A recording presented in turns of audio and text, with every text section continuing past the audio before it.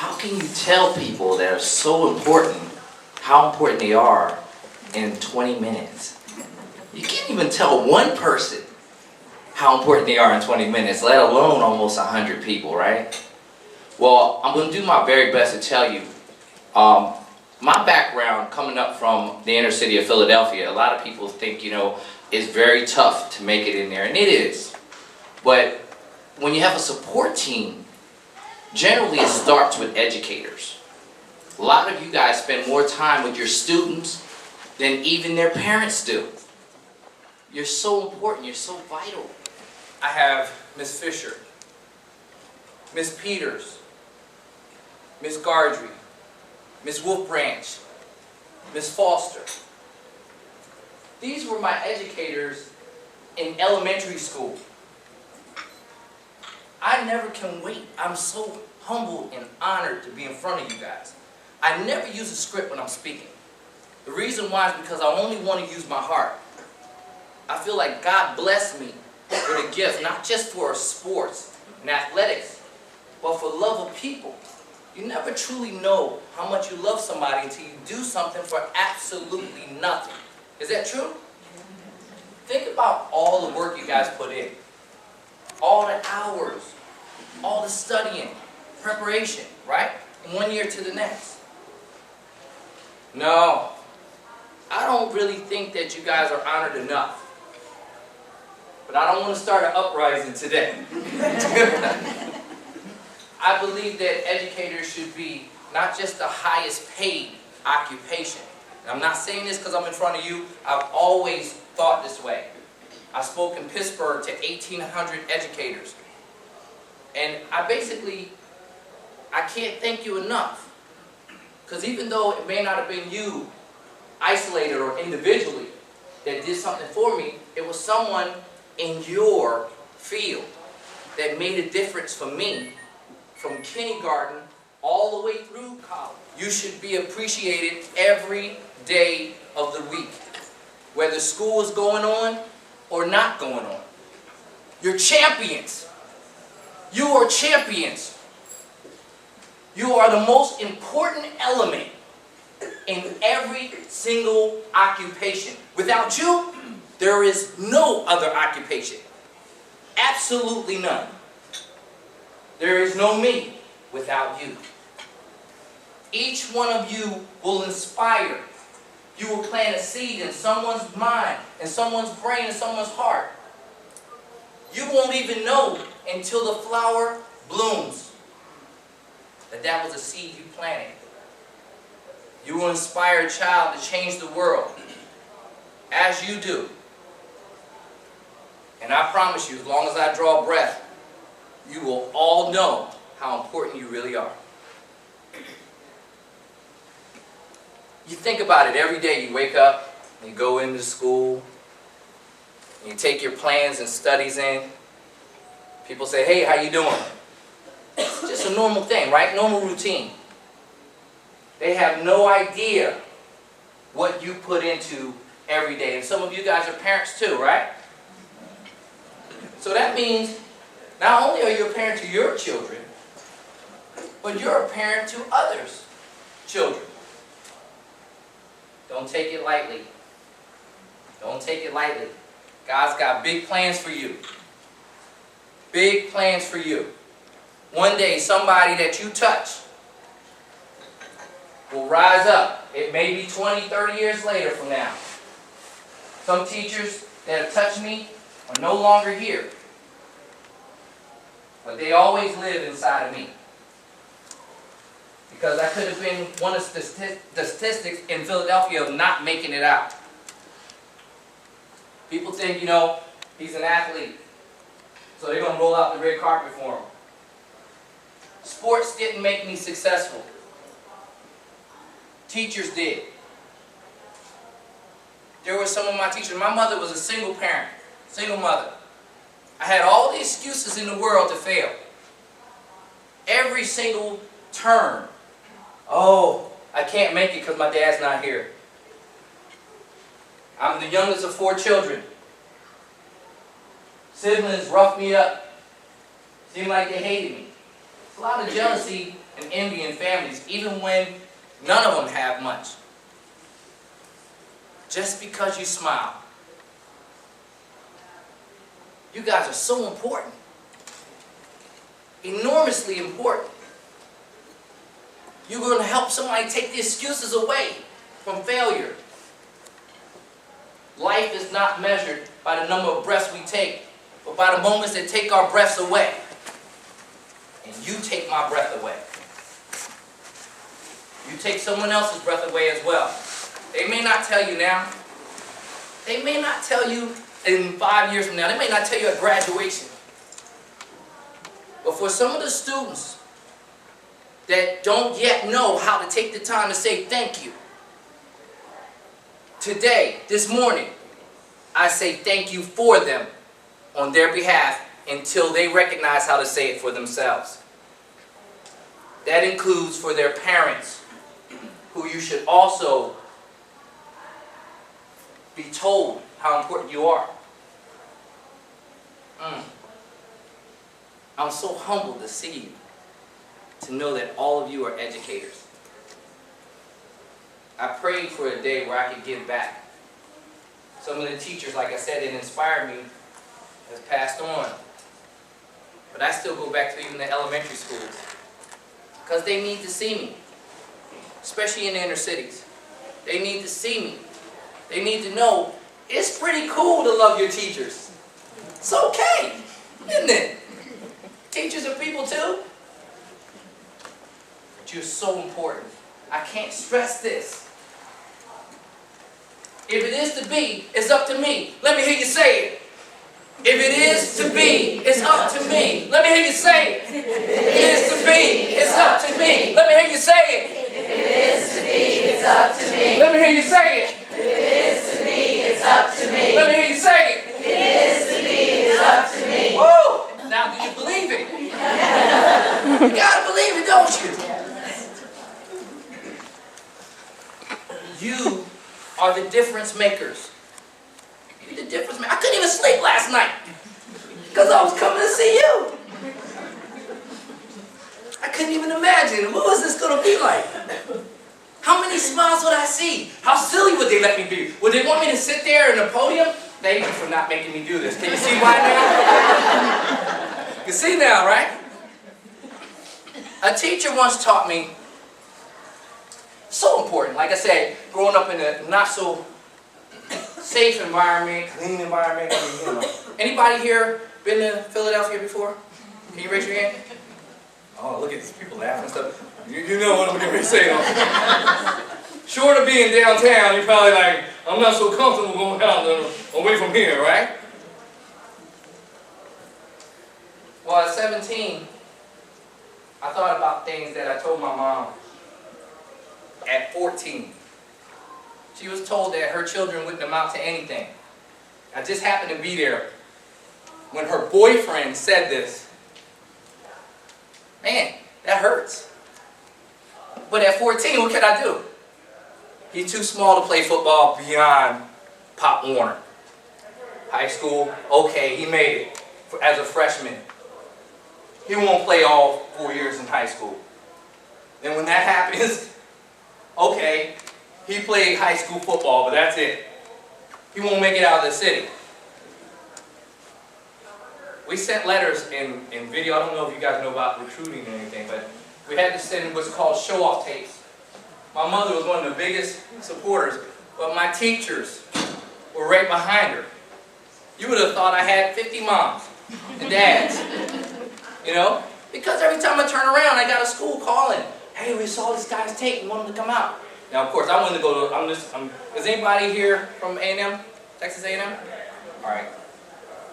Good, because I say this all the time, right? No. I was holding out for Florida State University because they were playing for national championships like every year while I, late 80s and early 90s when I was going to high school. So, of course, I want to play not only on TV, but I want to play for national title, right? And I'm thinking I'm going to go to the NFL, so I want to be able to take care of my mother. And I'm thinking these Wagner University, University of Penn, Drexel, Temple, there's a lot of schools. Penn State. Anyone not from Penn State? Brilliant school. Don't let what you hear in these news reports affect the school. That's a beautiful school. Well, Penn State like the big backs. You guys looking at me, right? A lot of energy, but I'm really not that big. I gotta kind of run around a little bit so everybody can see me, right? So I wasn't blessed with a lot of size. But you can't measure the size of someone's heart and determination. So one day I told my mother, I said, one day I'm going to give you the world and ask if I can live in it. But a lot of this couldn't even be spoken if it wasn't for teachers. The teachers became parents to me. They would not let me play around in school. I was like a class clown. I'm going to tell you straight up. You can probably tell, right? I just like to have fun a little bit, right? But they taught me the importance of finishing what I started. You'll have plenty of time to play. That's what I was always taught. Do the work first. You'll have more time to play than your friends do that seem like they got more time now, right? So as I moved through the city, just last Monday I took my whole company, my whole team, to Philadelphia. I took them to the Philadelphia Zoo. They enjoyed it. But the trip wasn't for the zoo.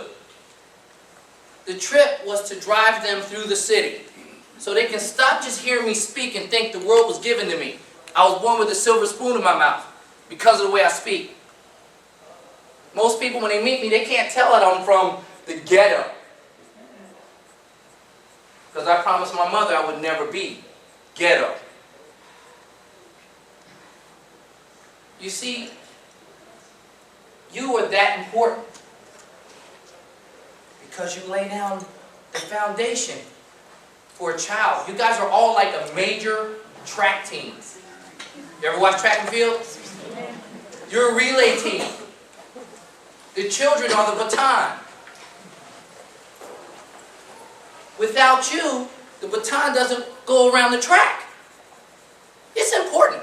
I'm here talking to you guys, building you up, making you feel good. Everyone should do it.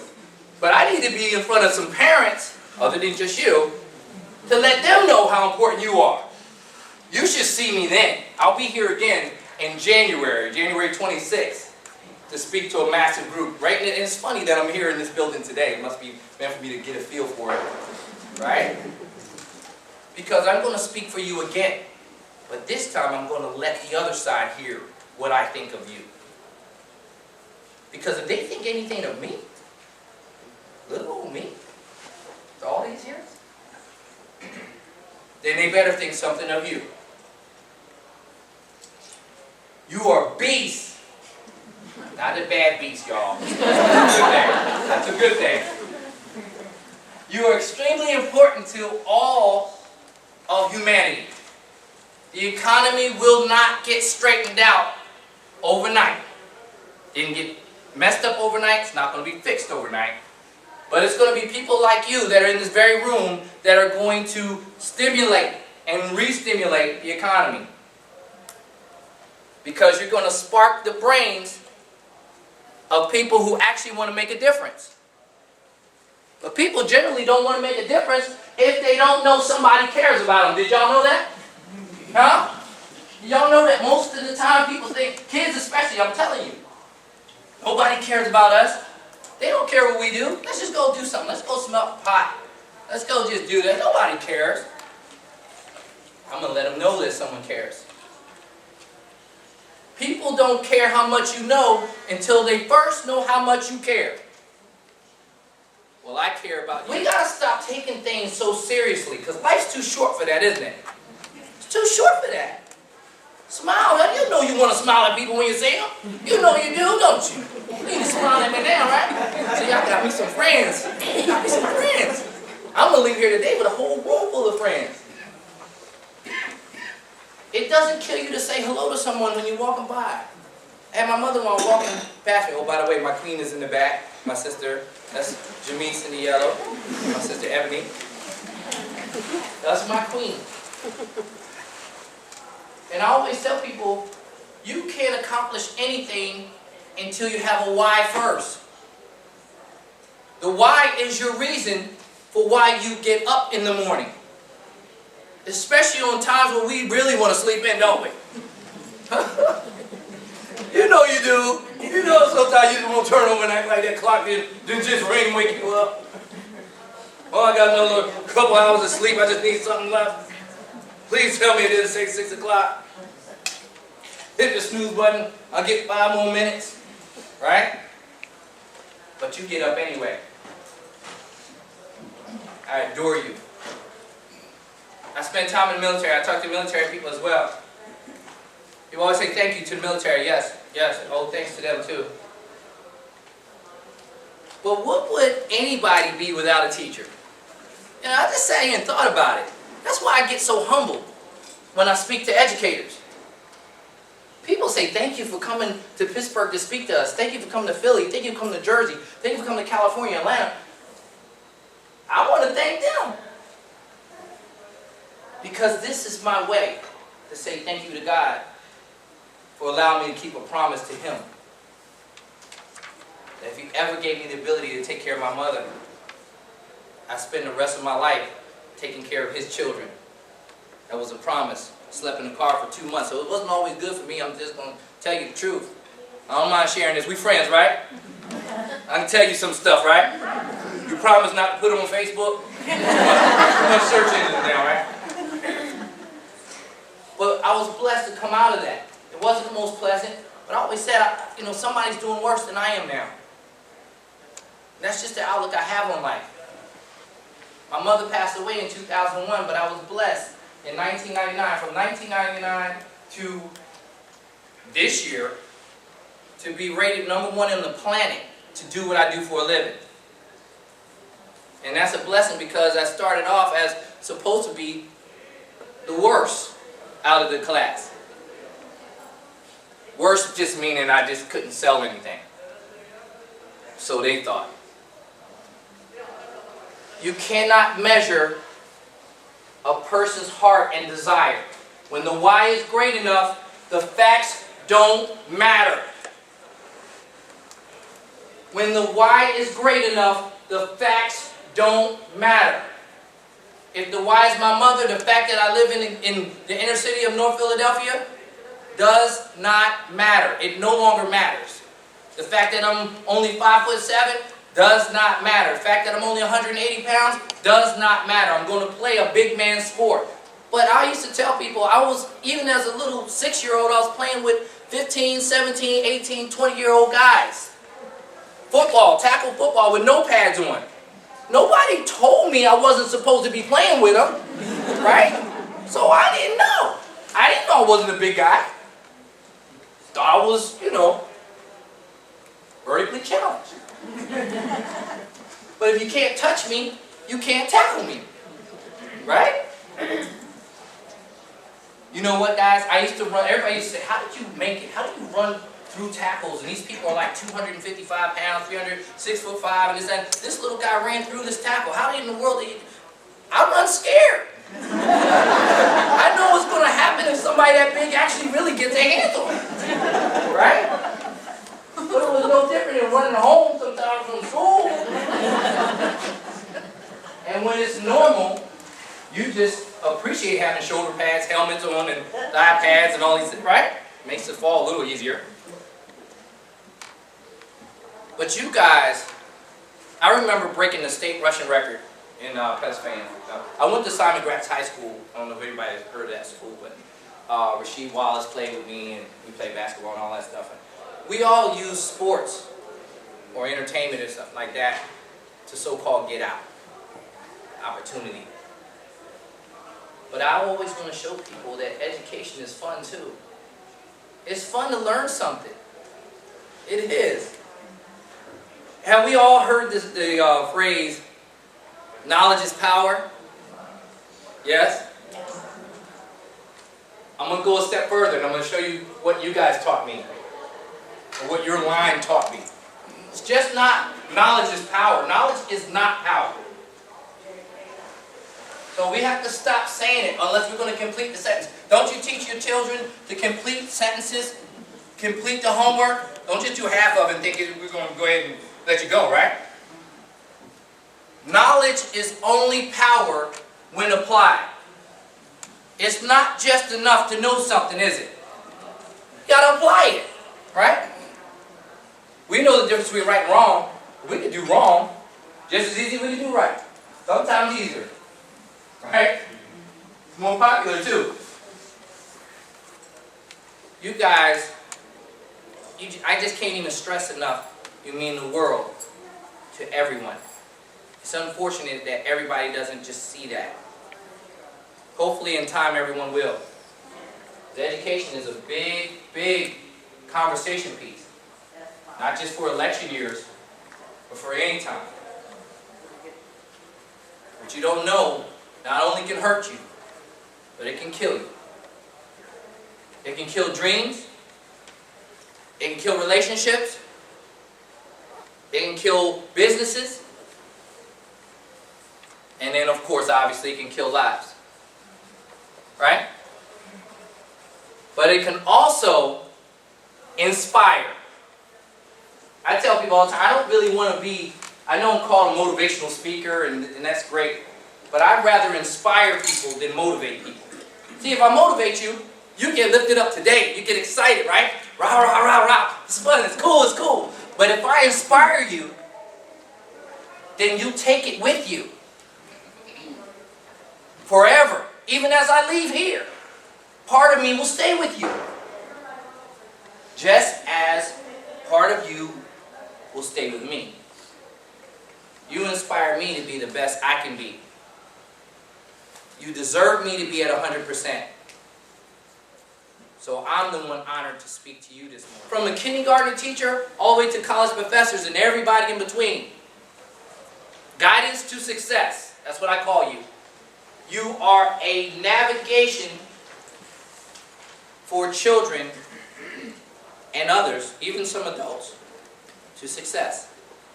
On what I should do, how I should be, how I should treat people. Versus me saying, oh, I'm going to go and sit in this classroom, I can't wait till it's over. Mr. Chisholm, he sounds like this when he's teaching. This is how the earth's crust is formed, and this is where it is, blah, blah, blah. So if you sitting there and you got this class for like 4th, 5th period, woo! Out of what, 9 periods? 8 periods, and one of them gym? My goodness, so I really wasn't paying attention to him.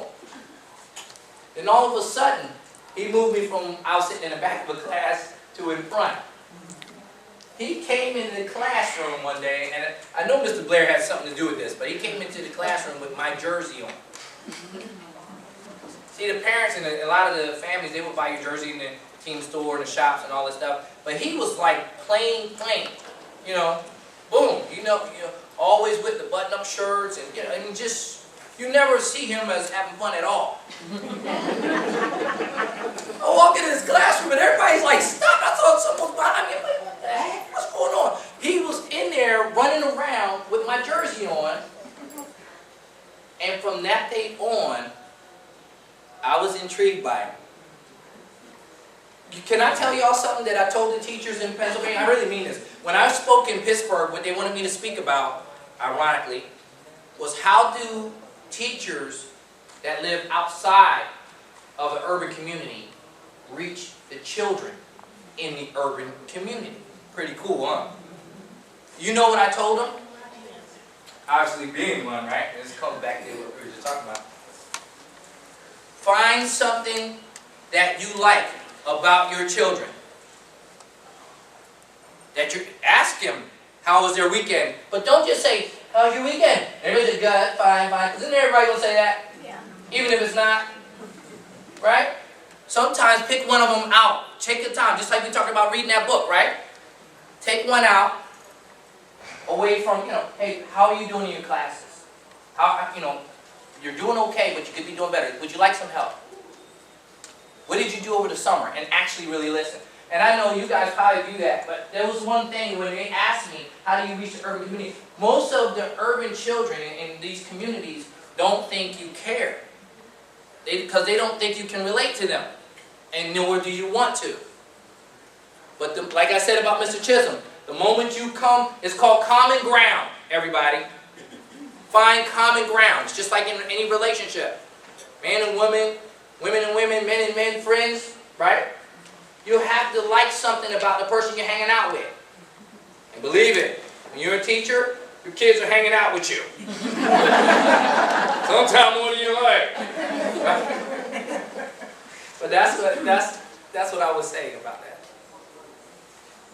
But I tell you, I'm going to wrap this up, but before I leave, I want you guys, one more time, I want to hear everybody. If it is to be, it's up to me. If it is to be, it's up to me. One more time. If it is to be, it's up to me. One more time. If it is to be, it's up to me. Thank you so much.